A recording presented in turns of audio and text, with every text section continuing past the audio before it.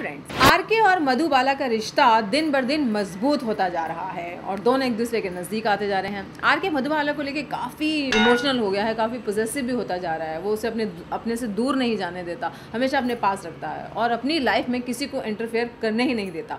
और ख़ासतौर पर जहाँ मधुबाला की बात आती है तो वो सारे फैसले खुद ही लेना चाहता है। आरके ने अपनी लाइफ के बारे में अपनी पास्ट लाइफ के बारे में मधुबाला को एक बार बताया भी थे, अपने फादर के बारे में उसने बताया था। और उस वक्त जब मधुबाला ने उसके फादर के बारे में ये सब सुना था तो वो काफ़ी इमोशनल हो गई थी और उन दोनों के बीच की नफरत कुछ हद तक कम भी हुई थी।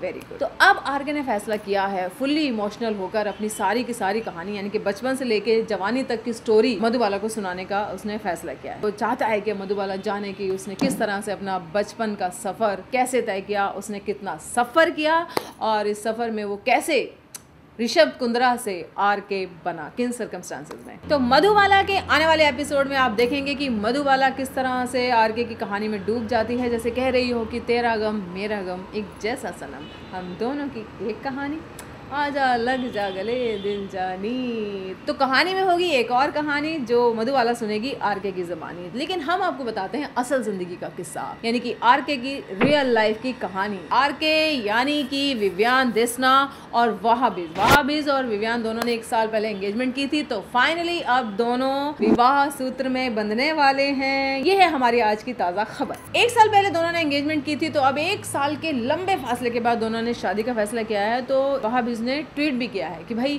1 साल पहले उसने एक बड़े ही सोने और लवेबल और एडोरेबल बड़े नाइस वाले जेंटलमैन से एंगेजमेंट की थी और अपनी ज़िंदगी का एक खूबसूरत सफ़र शुरू किया था।